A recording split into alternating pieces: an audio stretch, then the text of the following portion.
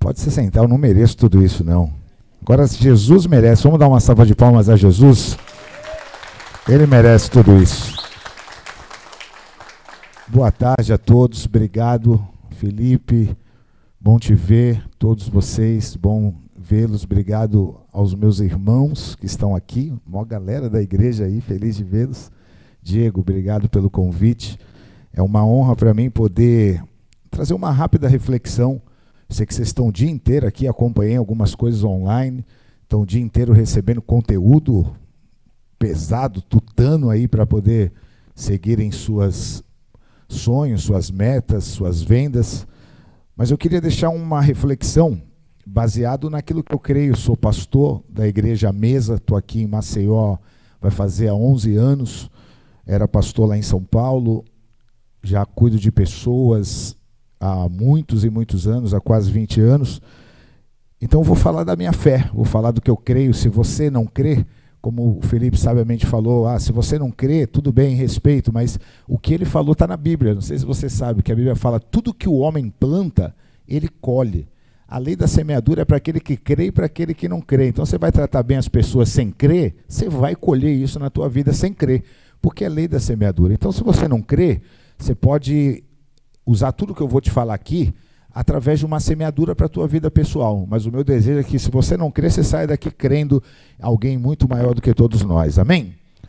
Eu quero ler um texto rápido aqui, que está em Provérbios 16, que diz assim: os planos do coração pertencem ao homem, mas a resposta da boca vem diretamente do Senhor. Todos os caminhos do homem são puros aos seus olhos, mas o Senhor, ele sonda as motivações. Entregue tudo o que você vai fazer ao Senhor, e todos os teus planos serão bem-sucedidos. Pai, fala conosco nessa hora, é a tua palavra. Não estou aqui como um palestrante, porque o Senhor me chamou para pregar a tua palavra e eu preciso de ti, Pai. Nós oramos em nome de Jesus, quem crê diga amém. Deixa eu te fazer uma pergunta. Eu sei que você está aqui o dia inteiro atrás do teu sucesso profissional. Você está aqui o dia inteiro ouvindo. Vocês estão aqui desde que horas? 9 horas da manhã, ouvindo várias pessoas capacitadas, cada um na sua devida área de atuação, com um propósito. Você não veio aqui para ser cristão, para ser crente, católico, seja lá qual. Você veio aqui porque você quer dar certo no teu ramo de negócios, aqui no caso imobiliária, venda de imóveis. Você quer ter sucesso, você quer ser bem sucedido como um corretor de imóveis. Estou certo ou estou errado? Sim ou não? A questão é, o que é um sucesso? A gente precisa parar para refletir a respeito do que é o sucesso. Eu vejo muito isso nesse ramo no qual eu estou, que é pastorear, que é abrir igreja, que é cuidar de pastores. Eu sou pastor não apenas de ovelhas, eu sou pastor de dezenas de pastores espalhadas pelo Brasil e pelo mundo. E eu vejo muitas vezes os próprios pastores, inclusive tem um aqui, o Pedrinho ali, pastor lá de Palmeira dos Índios, feliz em te ver. Eu vejo e converso com eles, porque muitas vezes essa palavra sucesso, ela está corrompida até mesmo dentro da igreja, quanto mais fora dela. E eu vejo muitas vezes as pessoas achando que o sucesso é a grandeza daquilo que eu faço, ou a grandeza daquilo que eu conquisto, ou a grandeza de algo que eu realizo. Talvez esse seja o padrão de sucesso da sociedade, mas eu vim aqui para te falar algo completamente na contramão do que é o padrão de sucesso da sociedade. Segundo o dicionário, sucesso é ter êxito em alguma coisa, ter um resultado feliz em algo, ou conseguir chegar ao fim de alguma empreitada. É você conseguir realizar algo que você tanto sonhou, aquilo que você planejou, aquilo que você trabalhou, aquilo que você almejou. Isso é o sucesso da sociedade, aos olhos da sociedade. Mas aos olhos de Deus, esse não é o verdadeiro sucesso. Eu posso te afirmar, como pastor há 20 anos, que eu já vi muitas pessoas serem extremamente bem-sucedidas profissionalmente, serem extremamente bem-sucedidas financeiramente, terem suas contas bancárias muito, mas muito fartas, mas não serem pessoas bem-sucedidas, mas serem pessoas que, quando elas pararam para enxergar a sua vida, elas viram, cara, eu não sou essa pessoa de sucesso que talvez a minha rede social apresenta, eu não sou a pessoa de sucesso que talvez a a minha parentela acha que eu sou. Eu não sou a pessoa de sucesso que talvez o meu gerente do banco acha que eu sou. Porque o sucesso real, o sucesso da vida real, ele é muito mais além do que eu ser bem-sucedido em algo que eu planejei financeiramente. Tem um versículo na Bíblia que fala e resume o que Deus pensa sobre ser bem-sucedido. Lá em Timóteo, 2 Timóteo 4,7, Paulo fala assim, no final da vida dele, antes dele morrer, ele está dando aqui tipo um relatório final da sua vida. Ele fala, eu combati o bom combate, eu terminei a minha carreira e eu guardei a minha fé.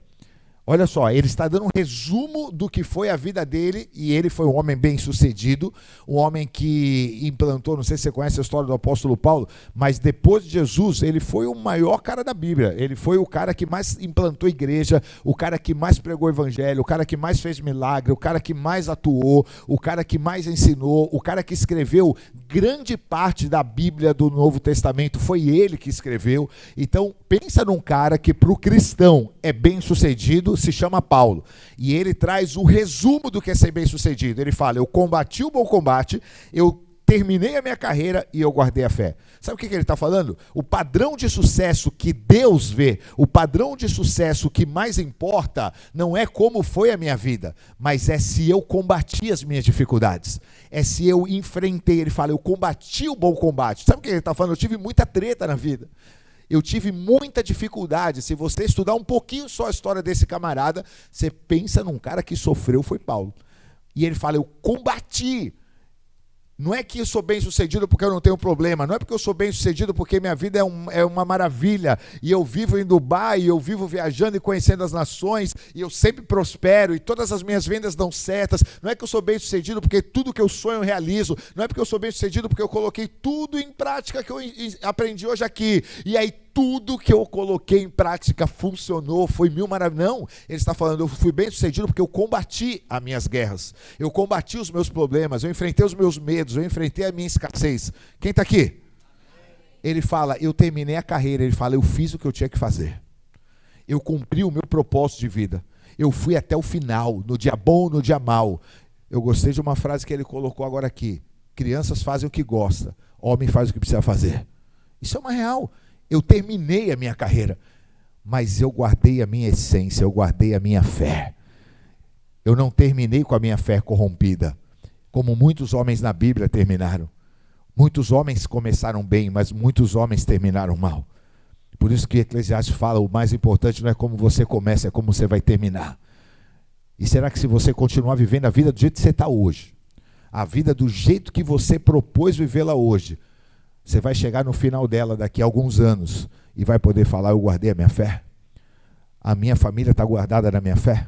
O meu casamento está guardado na minha fé? Os meus filhos estão guardados na minha fé? O que eu fiz guardou a minha fé? Ou não, eu conquistei. Vendi os beira-mar, vendi as coberturas, prosperei, mas me perdi. Então eu quero te ensinar rapidamente o que é ter um sucesso verdadeiro. O que é conseguir aplicar tudo isso que você aprendeu hoje, coisas muito importantes e boas, mas ter o sucesso que Deus espera que você tenha.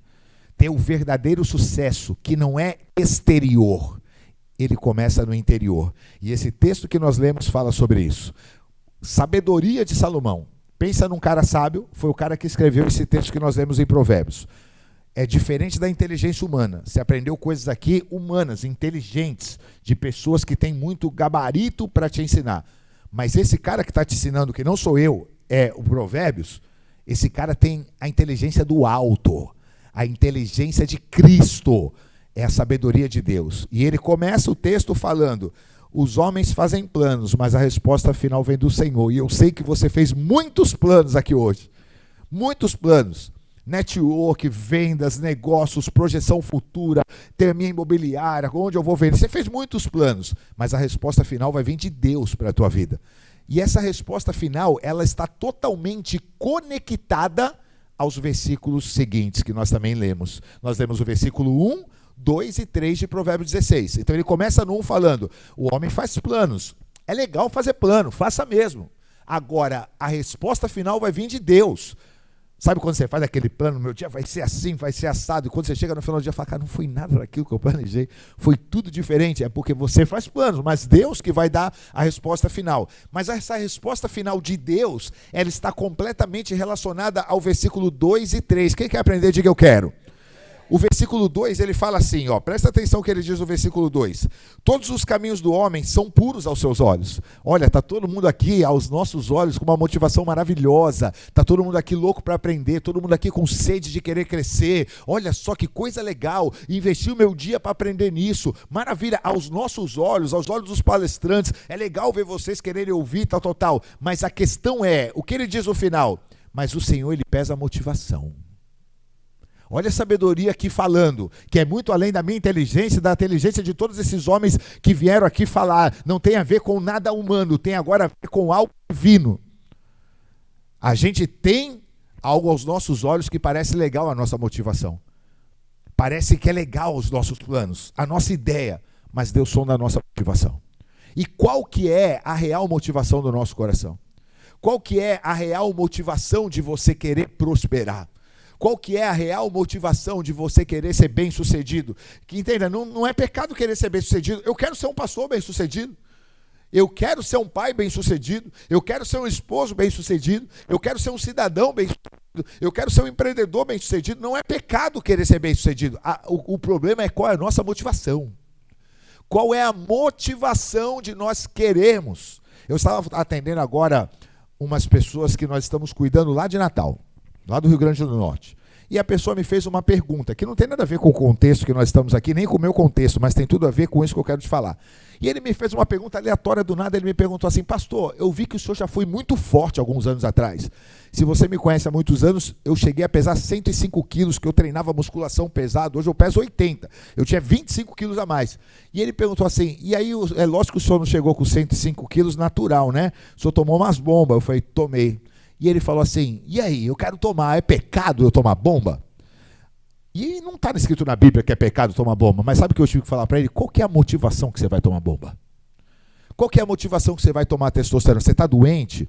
Você está com algum problema endócrino na qual o teu corpo não produz mais?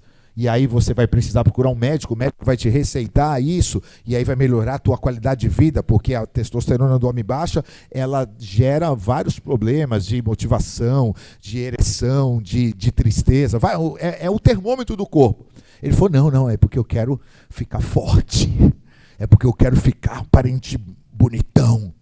Eu falei, então, Deus reprova a tua motivação, porque você quer aparecer no Instagram bonitão, porque você quer aparecer talvez para as mulheres bonitão, porque você quer talvez se olhar no espelho e se achar mais poderoso do que o teu irmão, o teu amigo, o teu vizinho. Então essa motivação, ela já é reprovável diante de Deus. Então a pergunta que eu faço para vocês, por que você quer ser rico? Por que você quer ganhar muito dinheiro? Que não é problema ter dinheiro não. A Bíblia não fala que o dinheiro é o problema, a Bíblia fala que o amor ao dinheiro é o grande problema, que é a raiz de todos os males da sociedade. Por que você quer isso? Por que você quer bem-sucedido? Por que eu quero ser bem-sucedido como pastor? Para chegar diante de Deus e Ele falar para mim no final da minha vida, servo bom e fiel, entra no gozo do teu Senhor, você foi aprovado, você usou o que eu te dei de recurso, de dons, de talento, para poder abençoar pessoas, ou eu quero porque eu quero aparecer nas redes sociais que eu sou pastor de várias igrejas, que eu sou pastor de uma igreja grande e que eu sou famoso e que eu falo lá na conferência da Lions. Por quê? Qual que é a nossa motivação? Então isso fala se vamos ter sucesso ou não. Isso fala qual vai ser a resposta que Deus vai dar no final do teu dia, do plano que você fez, talvez de fazer 3 vendas e chegar no final do teu dia, você deu tudo errado. Não vendi nada. Porque talvez a tua motivação, a minha motivação no que vamos fazer, não esteja correto no que é o sucesso para Deus. Quem está aqui? E no versículo 3 ele termina. E ele fala, a sabedoria diz assim, entregue ao Senhor todos os teus planos, tudo que você vai fazer, e a tua vida vai ser bem sucedida. Em algumas versões mais eruditas está, consagre ao Senhor. Mas é a mesma coisa. O que a sabedoria está falando aqui? Não queira ter sucesso para você. Não tenha sucesso só para o teu benefício. Sabe por que muitos cristãos oram, pedem e nada recebem? Tiago diz assim: porque pedem, oram para receber para o seu próprio prazer. Não é para entregar para Deus, não é para um propósito maior do que o meu, é para o meu próprio prazer. E aí Tiago fala assim, e aí pedem e nada recebem. O problema dessa pessoa que Tiago está falando não é a oração. Quem concorda aí, diga amém. Porque ele está falando que a pessoa ora, talvez até mais do que eu. Não está falando que essa pessoa não ora, está falando que essa pessoa ora, mas ela nada recebe, sendo ela não é bem sucedida no plano dela. Ela não é bem sucedida naquilo que ela pensou em fazer. Ela tem fé, ela crê, talvez ela até frequente igreja, ela é uma pessoa que ora, mas é uma pessoa que não tem sucesso. Por quê? Porque a motivação dela é errada. Agora, quando a minha motivação é abençoar pessoas, entregar para Deus, e quando eu falo entregar para Deus, não é dar dízimo em igreja não, não é dar oferta em igreja não, é usar o que Deus está me prosperando para o propósito maior do que a minha vida pessoal. Isso fala em inúmeras coisas, inúmeras possibilidades. Quem está entendendo isso, diga amém aqui. Eu vou te dar um exemplo, eu falei disso pregando domingo na igreja aqui em Maceió. A Ana era uma mulher na Bíblia, normal, uma pessoa, uma esposa, era casada com Eucana, isso é uma história real que está na Bíblia, só que naquela época poderia ter mais que uma esposa, não sei como esses caras é maluco, eu tenho uma esposa e uma filha e fico quase doido, e os caras tinham mais que uma esposa, e o Eucana, ele tinha a Ana e a Penina, e a Penina podia dar muitos filhos para o Eucana. E naquela época, hoje em dia isso não é tão valorizado assim, mas naquela época não dar filhos para o esposo era considerado tipo uma lepra, uma vergonha, uma maldição. E a Ana era estéril, ela não podia dar filhos para o Eucana. E o Eucana amava ela, mas só que a Penina ficava todo dia fazendo bullying, colocava nas redes sociais, essa barriga seca aí da Ana, não pode dar esposo. O grupo da família, imagina o que rolava no grupo da família do WhatsApp, da família do Eucana. Era o caos.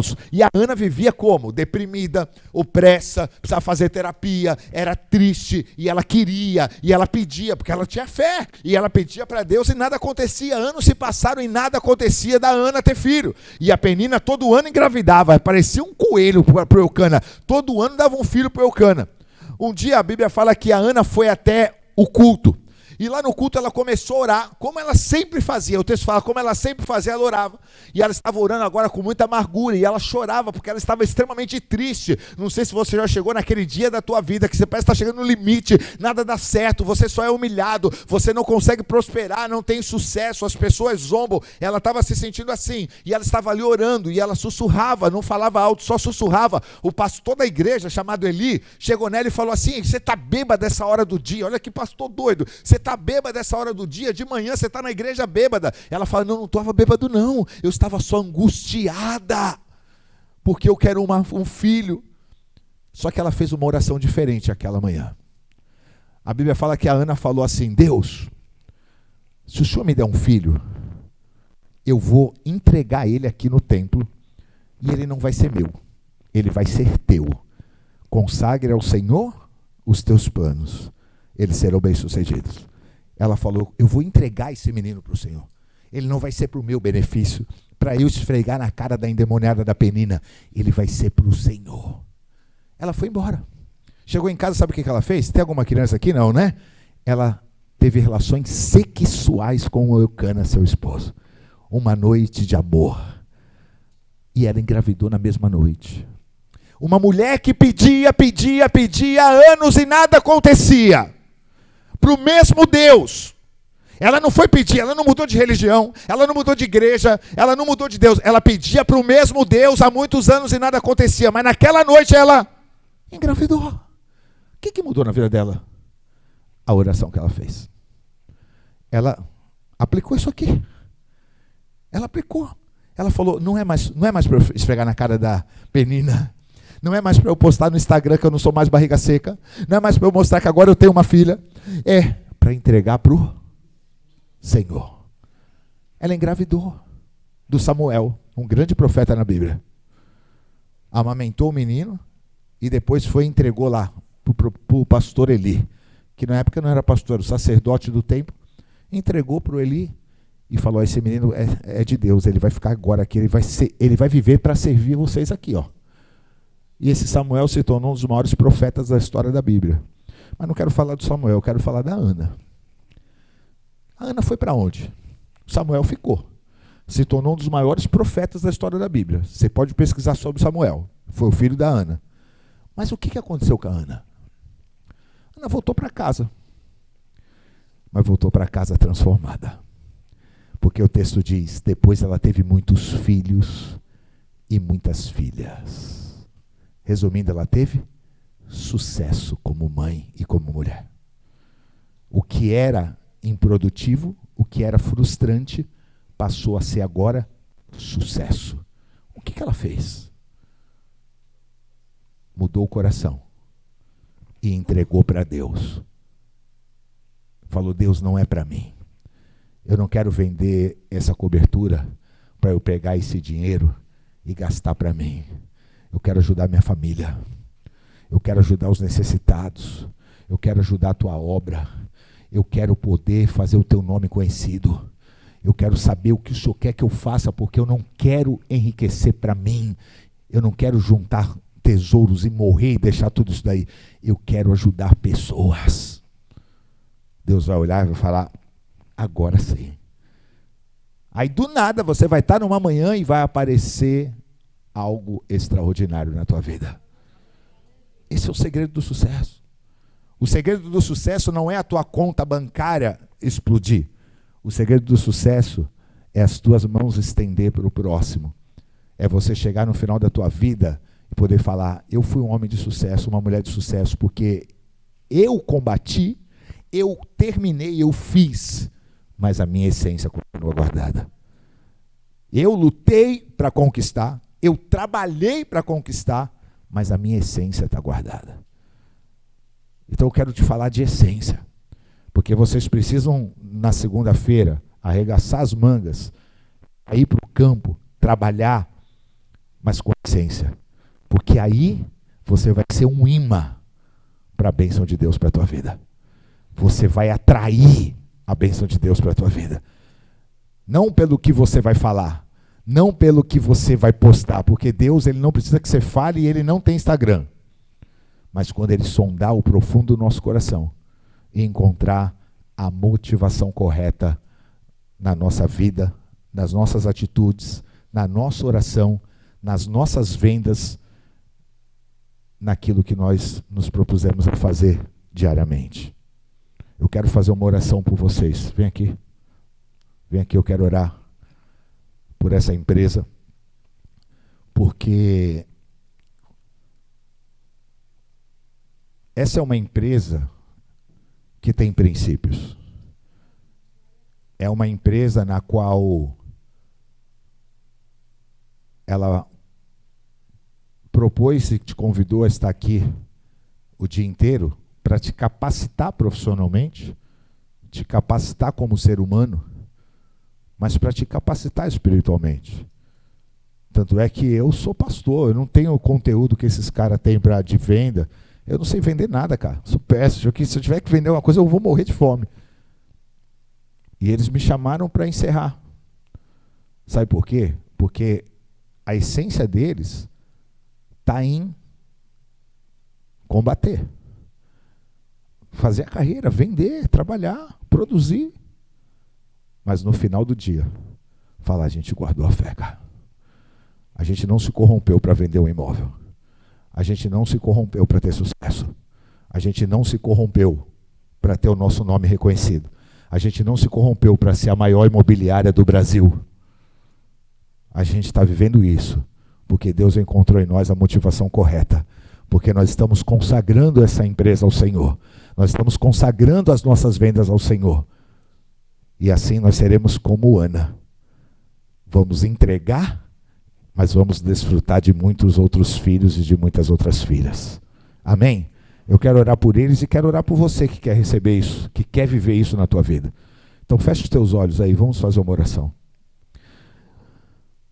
Deus, eu te louvo por estar aqui, poder compartilhar a tua palavra.